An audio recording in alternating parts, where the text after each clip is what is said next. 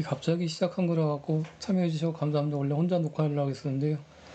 어저께 그 KNG라고 이제 반도체 기업들 BCC하고 소개시켜 드렸잖아요. 근데 KNG 관련해서 이제 매출채권 관련해서 리스크가 있다고 말씀드렸는데 그 파악하는 방법을 말씀드리고 이거는 그거 관련해서 이제 연관 지표를 활용하는 법에 대해서 몇 가지 설명드리도록 하겠습니다.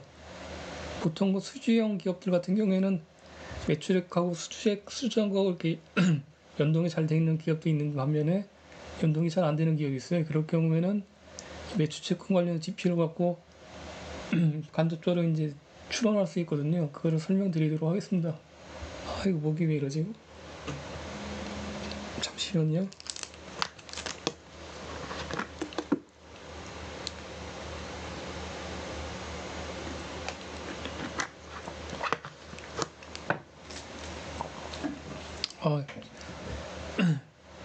그래서 일단은 매출채권 관련해서 이제 세 가지 포인트로 이제 체크를 하셔야 되는데, 첫 번째는 회전율, 두 번째는 대선 충당금 설정률, 네 번째는 이제 경과 기간별 매출채권 잔액 현황. 세 가지를 보셔야 되거든요. 아이고 왜 이러지 이거? 죄송합니다. 잠깐만요.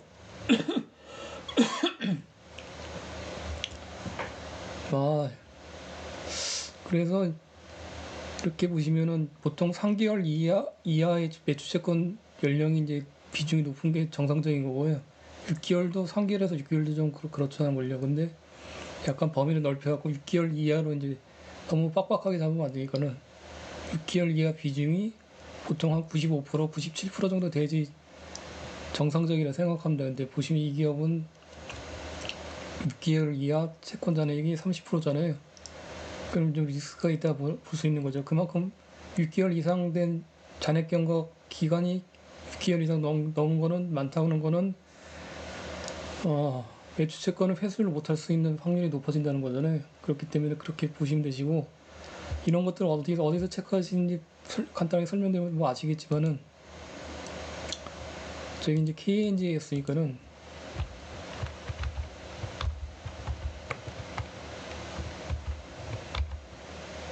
지금 왼손이 좀 다쳐갖고 독소리 타법하니까 좀 이해 좀 양해 좀 부탁드리겠습니다. 저거를 지표들을 어디서 체크하느냐면은 아시는 분은 아시겠지만은 기타 재무에 관한 사항에 들어가셔갖고요. 여기 매출채권이 있습니다. 여기서 보시면은 이게 이제 채권 잔액이고요. 이 금액 빼기 이제 대손 충당금이죠. 이 금액 채권 잔액 마이너스 대손 충당금액이 매출채권입니다. 해당 분기에. 그래서 보통 대손 충당금 설정률이 7%면은 뭐 좀 간당간당한데 보통 한 5% 미만 정도면 괜찮다고 판단할 수 있습니다. 근데 이게 이제 해당 연도 22년도고 여기 21년도고 여기 20년도잖아요. 점점점 이게 조금씩 높아져요. 보시면 추세적으로 이게 하락해야지만 안전하잖아요. 그 다음에 여기서 이제 분기별로 다 산출할 수 있고요. 그래서 엑셀로 이제 만들 수 있죠. 그래서 이 표를 이렇게 분기별로 한 게 그렇게 만든 겁니다. 대선 충당금 설정률이 이렇게 산출하시면 되시고 하는 걸요. 그 다음에 매출채권 회전율은 뭐 자주 설명드렸으니까 잘 아실 거고요 하는 걸요. 그 다음에 경과기가 기간별 매출채권 잔액 현황은 어디서 보시면은 거기 바로 밑에 있습니다. 여기 보시면은 이제 기간별 매출채권 잔액 현황인데 보통 3개월 미만이 한 95% 정도 돼야지만 안전한 거죠. 그럼 이 의미는 뭐냐면 3개월 미만의 기간별 매출채권 잔액이 3개월 미만이 95%라는 거는 고객사 규모가 상당히 크거나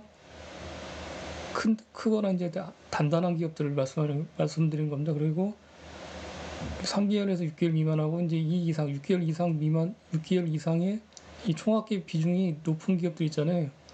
그런 기업들은 좀 위험한 거죠. 여기 보시면은 여기 이 기업은 전체 매출채권 잔액이 150억인데 1년 이상이 98억이에요. 그러면은 1년 이상이면은 상당히 연체가 오래된 거잖아요. 그러면 좀 되게 위험한 거죠. 이게 거의 못 받는다고 보시면 되잖아요, 이거. 나중에 대손상각비용 손실비용 처리되는 거죠, 이게 잘못하면은. 그래서 이것들을 모아서 분기별로 모아갖고 체크를 하는 거죠. 이렇게 보시면요. 1년 이상 된 것들을 이렇게 표시를 했고 6기에서 1년이나 표시하고 그래서 이제 6개월 이하는 이렇게 비중으로 표시를 한 겁니다. 그래서 이게 보통 한 95%, 97% 이상 돼야 되거든요. 근데 이렇게 어저께 말씀드린 사유가 이것 때문에 그런 겁니다. 그렇다면 수주형 기업을 이거를 어떻게 연계시키냐 샘플로 잠깐 보여드리면은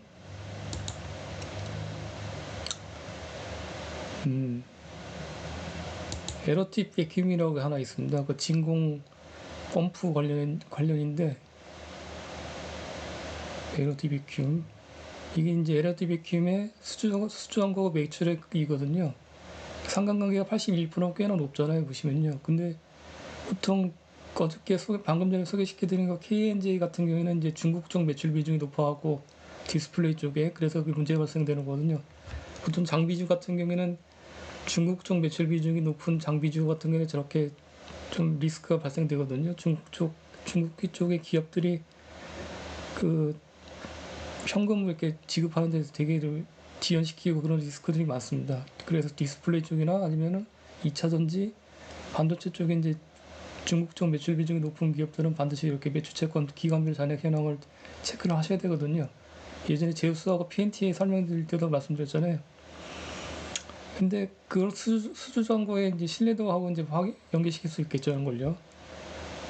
지금 에러티 베키면 수주정보하고 매출액을 상관관계가 높아요. 그렇기 때문에 크게 뭐 이렇게 실적 추론하는데 크게 어려운 게 없어요. 근데 어떤 거 보면은 이게 수주정보하고 매출하고 이 연관관계가 상관관계가 좀 상당히 낮아갖고 과연 수주정보는 상당히 높은데 매출액은 잘 안 나올 경우에 해당 기업의 수주정보를 믿고 매출액을 추론해서 그거를 높게 매출액이 나올 거라고 확신하고 투자할 수 있느냐 그게 이제 관건이겠죠.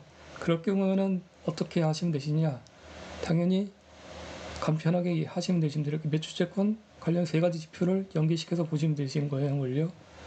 LFT 베큐움 보시면은 22년 내 갑자기 이제 중국 쪽 매출 비중이 이렇게 확 높아졌어요. 과거 대비.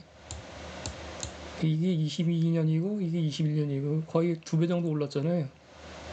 그렇다면은 매출채권 관련해서 문제가 발생될 수 있는 소지가 가능성이 높잖아요. 근데 체크해 보면은 이게 이제 매출채권 기간별 잔액 현황이거든요. 22년 말에 보시면은 오히려 21년에 6개월 미만이 82%인데 6개월 미만이 비중이 98%예요.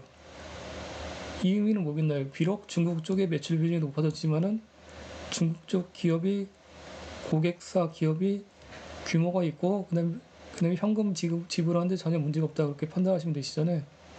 그러면은 이 수주장부가 비록 이렇게 좀 연관성이 낮게 나오더라도 이거는 이제 확률상으로 이제 고객사가 규모가 있고 믿을 수 있다고 간접적으로 판단할 수 있기 때문에 이 수주장부를 믿고 투자를 할 수 있는 거죠. 그렇게 예시를 들 수 있고 샘플로 이제 그 다른 기업들 한번 잠깐 봐볼까요? 대표적인 거. 약간 매출처가 약간 좀 난이한 것들은 이 시기인데 이 기업이 나쁘다는 게 아니라 토탈소프트라고 있거든요. 보시면은 수주장고를 보시면은 이게 꽤 많아요. 보시면 수주장고가 125억 뭐 이렇게 돼 있잖아요. 토탈소프트 이제 이 기업 잠깐 소개시켜드리면은 뭐 해운항만 물류 쪽 이제 관련해서 이제 시스템 쪽에 이제 운영 시스템 같은 거 이런 것들 하는 거거든요. 정치 테마주로 많이 연계됐었잖아요. 근데 제가 예전에 한번 체크해보면 이거 수주정보하고 매출액하고 연계가 잘 안 되더라고요. 수주정보는 높은데. 그래서 이럴 경우에는 어떻게 체크하시면 되시나요? 일단은 지역별 매출액을 체크를 한번 해보셔야겠죠. 어느 국가 쪽으로 많이 매출이 발생되는지, 수출형 기업인지, 그리고 이게 지역별 외국으로부터 수익이 돼 있잖아요. 보시면요. 한국보다는 수출 비중이 상당히 높네요. 그리고 아시아, 유럽, 유럽 괜찮아요. 근데 중동, 아프리카 비중이 높네요. 아시아 쪽 비중도 높고. 보통 일반적으로 뭐 아프리카를 무시하는 건 아니지만 중동도 무시하는 건 아니지만은 이런 대륙 쪽에 이제 국가들이 포함된 비중이 높으면은 일반적으로 봤을 때는 매출 채권 쪽에 문제들이 많더라고요. 그러니까요. 일단 1차적으로 그렇고, 그러면 당연히 이제 매출채권 회전율이나 대선 총당 설정률이나 제일 중요한 기간별 매출채권 잔액을 확인하셔야겠죠. 한번 보시죠. 한번. 대선 총당 설정률은 뭐 22년에 6.9%, 뭐 괜찮고 2.7%, 2.6% 의외로 괜찮네요. 보니까요. 회전율은 이제 계산해 봐야 되겠죠. 이제 회전율은 모르겠고, 일단은 가장 중요한 판단할 수 있는 제가 가장 중요한 이거 경과기간별 매출채권 잔액 현황 30일하고 60일 미만한 이 3개 6개월 미만은 약 한 32% 플러스 49%니까는 6개월 이상이 한 18% 정도 되네요. 18% 정도. 이거 결코 낮은 건 아니잖아요. 한걸요. 그래서 이게 장기 추세를 한번 체크해 보시고 하는 걸요. 만약에 이게 계속 떨어지지 않고 계속 높아진다 그러면 6개월 이상 매출채권 잔액 현황이, 그러면은 이 수주잔고에 대해서 아무리 높다고 하더라도 그걸 믿고 투자를 하시면 안 되시겠죠. 한 걸요. 이게 지금 현재는 수주잔고가 계속 높아지고 있음에도 불구하고 매출액은 잘 안 나오는데, 앞으로 이 수주잔고를 갖고 믿고 투자를 하기에는 고객사 규모나 뭐 그런 것 때문에 이거를 연계시키면은 투자하기가 좀 리스크가 있다, 이렇게 판단하시면 되시겠습니다. 근데 이거는 좀 아주 낮지는 않네요. 보니까요. 이렇게 토탈 소프트가 예전에는 많이 낮았었는데 보니까요. 다른 연도로 봐갖고 20년 12월 달에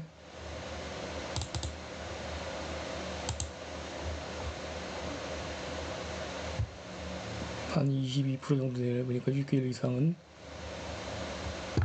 아니면 대표적인 게 또 수주형 기업이 기억나는 게 떠오르는 게 하이비전 시스템 같은 데 있거든요.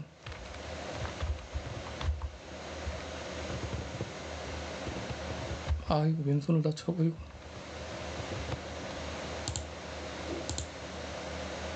하이비전 시스템 고객사가 어딘지 아시죠? 뭐 애플 쪽이잖아요.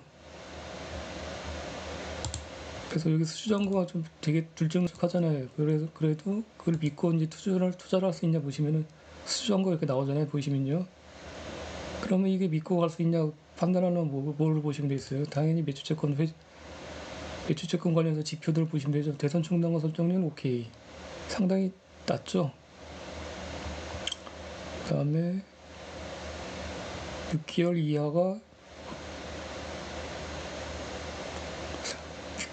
이하 비중이 상당히 높죠. 보니까 90% 이상이 되겠네요. 보니까요. 90% 이상. 이런 기업 같은 경우는 이 수주잔고를 믿고 투자를 할 수 있는 거예요. 이게 보시면 이 규모가 있는 기업에 납품을 한다는 거잖아요. 그래서 매출채권을 회수하는데 이제 문제가 없을 거라고 판단이 되니까는 수주잔고도 그만큼, 물론 수주 잔고가 있더라도 이제 그 해당 고객사의 그런 여건에 따라 취소는 될 수 있지만은, 고객사가 이제 규모가 있고 그러면은 이걸 간접적으로 이제 이걸 믿을 수 있는 거잖아요. 그래서 이거 매출채권 관련해서 이렇게 연계시켜갖고 수주잔고하고 그거를 믿고 갈 수 있는 거, 투자를 가능하게 합니다는 걸요. 그러니까 두 가지 포인트로 잡을 수 있죠. 이제 고객사의 규모가 큰지 아닌지 여부와 이 수주잔고를 믿고 투자를 할 수 있는지, 그 두 가지 조건을 매출채권 관련해서 체크하고 보시고 판단하시면 되십니다. 제가 설명드린 거는 뭐를 설명드린지 의도를 이해하셨나요? 되게 간단하죠?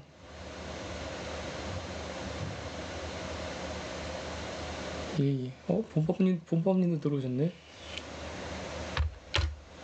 그래서 언제 한번 말씀드리고 싶었어요, 걸요. 영상은 남겨드리도록 하겠습니다. 다른 분들 한번 보시라고요. 별 내용은 아니지만은 수주형 기업들에 대해서는 되게 중요하더라고요. 매출채권 관련해서 특히 체크하시는 게. 그러면 평일날 밤에 이렇게 들어와 주셔서 감사하고요. 다음에 또 수시로 뵙도록 하겠습니다. 뭐 질문사항 같은 거 있으신가요?